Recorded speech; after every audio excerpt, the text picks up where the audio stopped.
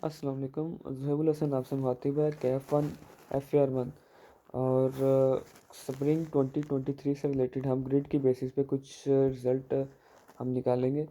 और आई कैप ने directive issue किया होता है और FAR1 से रिलेटेड उसने हमें ये कुछ डाटा दिया है जो ग्रिड से रिलेटेड है और इस डेटा को हमने यूज़ करना होता है। आई कैप हमें इसलिए प्रोवाइड करता है ताकि हम इसको यूज़ कर सकें और आई कैप देन फर्दर जब पेपर्स बनाता है आपके तो फिर इसी डाटा को यूज़ करता है। तो अगर हमने इस चीज़ से कुछ एक्सट्रैक्ट किया होगा तो हमें उसमें बाद में पेपर में हेल्प मिल जाएगी। कैसे मिलेगी? तो जिस तरह उसने इस चीज़ों को बयान किया हम उसको यूज़ करेंगे और उसकी बेसिस पे हम कुछ एक्सपेक्टेशंस भी डेवलप कर सकते हैं या कुछ आइडियाज़ भी डेवलप कर सकते हैं। FAR1 से रिलेटेड अपकमिंग अटेम्प्ट स्प्रिंग 2023। सबसे पहले आई कैप ने अपने इस सिलेबस को कंप्लीट सिलेबस को 3 ग्रिड्स में उसने डिवाइड किया है, ग्रिड A, B और C।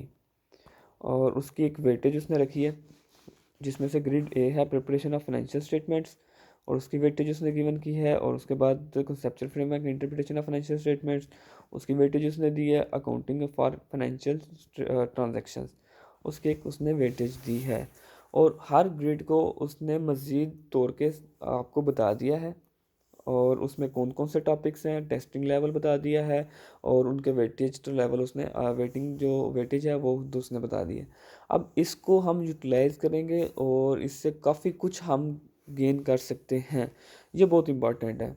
ग्रिड की बेसिस पे हम अगर चलें तो हम आई कैप के पास पेपर को बहुत अच्छे से कैटर कर सकते हैं। सबसे पहले हमारे पास ग्रिड सबसे छोटी है, ग्रिड बी। ग्रिड भी बहुत इंपॉर्टेंट है और ये बहुत हेल्पफुल है और ये आपके रिज़ल्ट को डिफ़ाइन कर सकती है। क्यों? आपकी जो वेटेज है इस ग्रिड बी की 20 to 30 मार्क्स की है, 20 to 30 मार्क्स। और अगर इसमें हम जाएं तो हमें बहुत ही एक हैरानकुन चीज़ मिलने वाली है और वो ये है कि उसमें टोटल टॉपिक्स तो पहले है ही सिर्फ 3। उसमें भी अगर देखें तो सबसे पहले यहाँ पे हमें मिल रहा है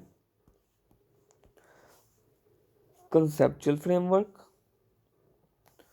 और उसके बाद हमें मिलता है रेशियोज़ का टॉपिक और उसके बाद अर्निंग पर शेयर। टोटल हमारे पास 3 टॉपिक्स हैं यहाँ पे, कंसेप्चुअल फ्रेमवर्क, रेशियो एनालिसिस और अर्निंग पर शेयर। मार्क्स कितने हैं? 20 to 30 मार्क्स।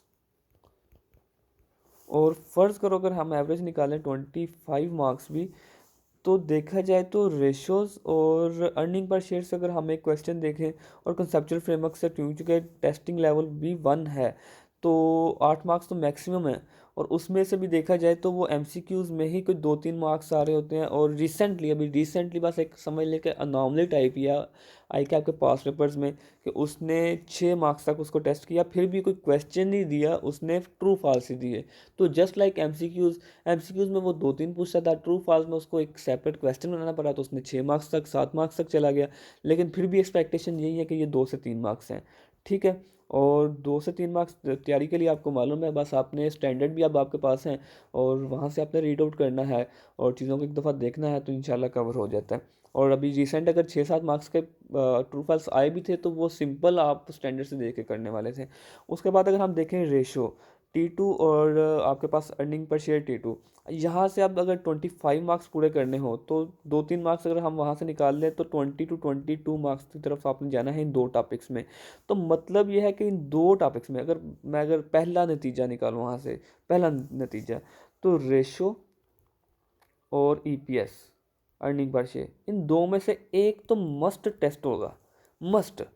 और बल्कि टेस्टिंग दोनों की है, एक मस्ट लॉन्ग क्वेश्चन होगा, ठीक है। एक समझ लें कि मस्ट लॉन्ग क्वेश्चन होगा और अगर वो करना चाहे तो साथ में लॉन्ग क्वेश्चन प्लस एक किसी एक को शॉर्ट क्वेश्चन में कन्वर्ट कर देगा, ठीक है। या दोनों ही एक मॉडरेट लेवल के क्वेश्चन बना सकता है।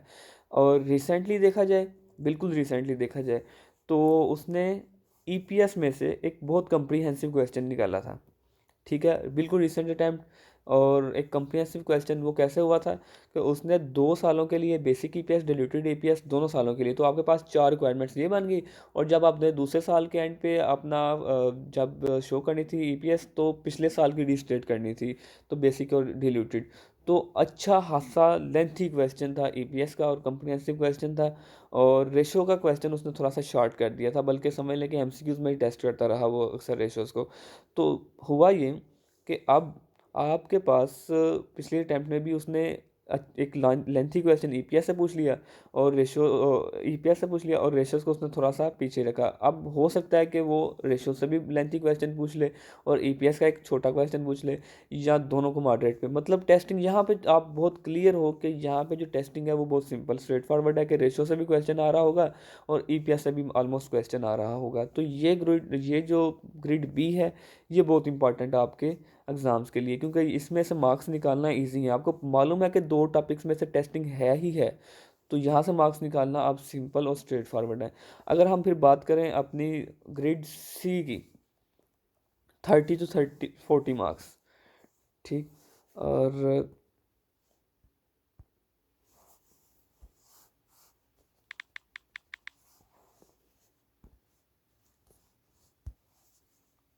जी,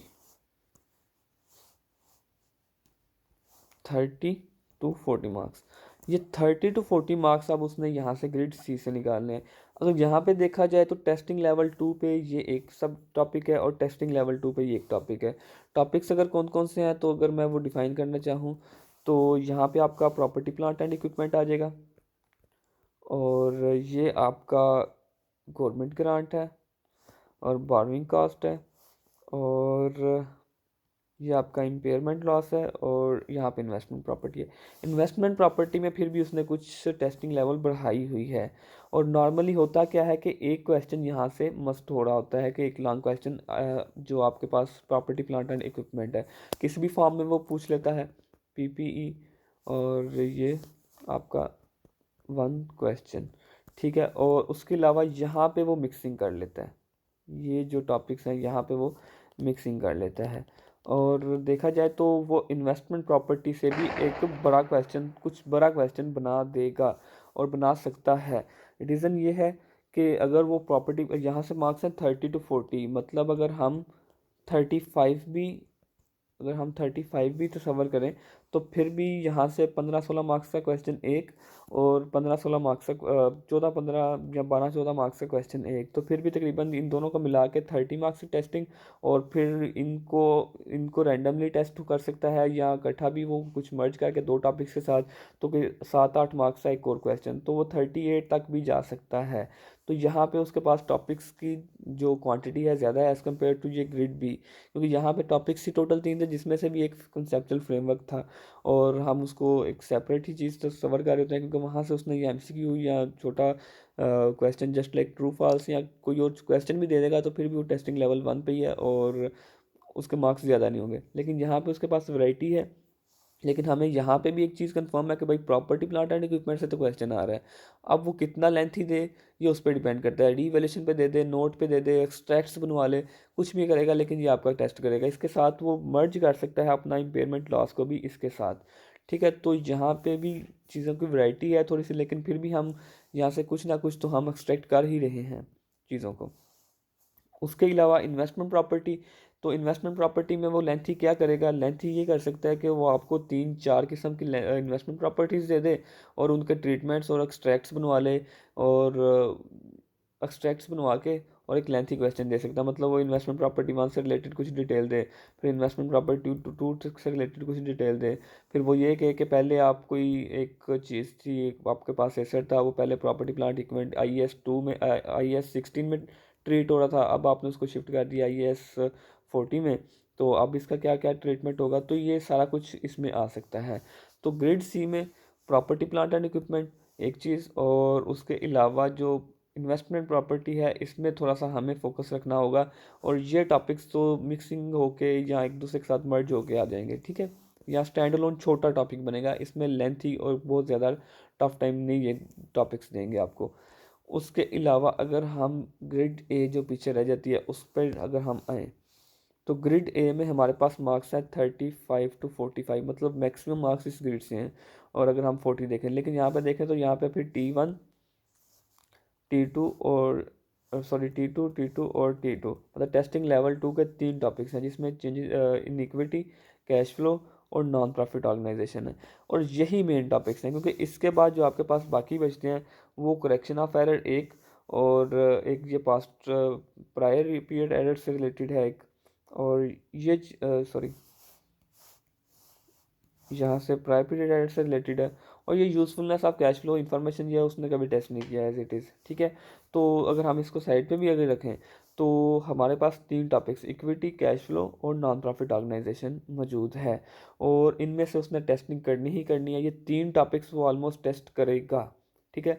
और पीछे जो आपके पास ये एरर बच रहा है ना, ये इन्हीं में ही मर्ज हो जाएगा। ये एरर हो सकता है इक्विटी में मर्ज हो जाए, या ये सिंपल एरर कैश फ्लो में भी मर्ज हो सकता है, और ये पास्ट पीरियड एरर भी इक्विटी में मर्ज होकर दे दे। तो अल्टीमेटली आपके पास 40 नंबर्स हैं और 3 बड़े टॉपिक्स हैं, ठीक है। और समझ लें कि कम अज़ कम भी वो मॉडरेट लेवल पे भी टेस्टिंग करे अगर, ठीक है, तमाम टॉपिक्स को थोड़ा थोड़ा टेस्ट कर लें, और 12 मार्क्स 14 मार्क्स से करीब जाके, तो फिर भी वो तीनों को टेस्ट कर सकता है। या फिर वो ऐसा कर सकता है कि कैश फ्लो का बड़ा क्वेश्चन दे दे आपको, अच्छा खासा बड़ा, और नॉन प्रॉफिट ऑर्गेनाइजेशन में वो थोड़ा सा आपको रिलैक्सेशन दे दे कि थोड़ा सा छोटा क्वेश्चन दे दे। और या फिर हो सकता है कि इक्विटी में भी वो एक बड़ा क्वेश्चन दे दे प्रायर पीरियड एरर्स को साथ में मर्ज करके। तो यहाँ पे भी हम कुछ ना कुछ एक्सपेक्ट कर रहे हैं कि हमारे पास जो ग्रिड की बेसिस पे जो हम यहाँ से इंटरप्रिटेशन कर रहे हैं चीज़ों की, उसमें एक ये है कि कैश फ्लो का बड़ा क्वेश्चन कर देगा, तो हो सकता है कि एनपीओ का शॉर्ट क्वेश्चन या इक्विटी का शॉर्ट क्वेश्चन कर दे। और साथ में आप या फिर 2 क्वेश्चन बड़े कर सकता है, वो एनपीओ से भी जा सकता है बड़े क्वेश्चन के साथ। जबकि ये जो 2, और ऐसा भी हो सकता है कि ये जो 2 टॉपिक्स हैं ये खुद में ही एक स्टैंड अलोन क्वेश्चन बना दे, और उसमें सिंपल एरर्स भी और प्रायर पीरियड एरर्स दोनों को ऐड करके तो आपसे वो क्वेश्चन सॉल्व करवा ले, ठीक है। तो ये है ग्रिड्स की एनालिसिस। और अगर हम बात करूं तो ये जो सबसे इम्पोर्टेंट ग्रिड अगर मैं किसी को कह सकता हूं तो वो हमारे पास है ग्रिड बी। ये बहुत इंपॉर्टेंट है, यहाँ पे तो समझ लो 2 टॉपिक्स और टेस्टिंग मस्ट। और यहाँ पे अगर बात करें ग्रिड सी में, तो IAS 16 की बात की मैंने, और इसके साथ किसी भी टॉपिक को साथ में मर्ज भी कर सकता है, और IAS 40 को भी किसी ना किसी तरीके से वो टेस्ट करेगा। अब बड़ा क्वेश्चन दे दे छोटा दे दे, ये भी चीज़ें क्लियर हैं।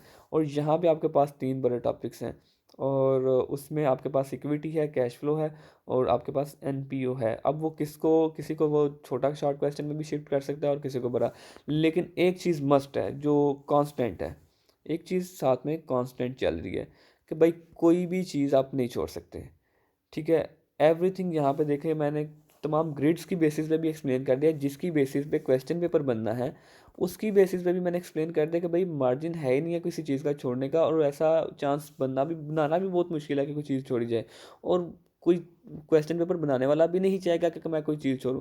और ग्रेड की जो सेग्रीगेशन है वो भी कुछ इस तरह है कि उसके लिए बहुत ईजी है कि वो तमाम टॉपिक्स में से कुछ ना कुछ टेस्ट कर लें। तो होप सो कि ये वीडियो आपके काम आई होगी।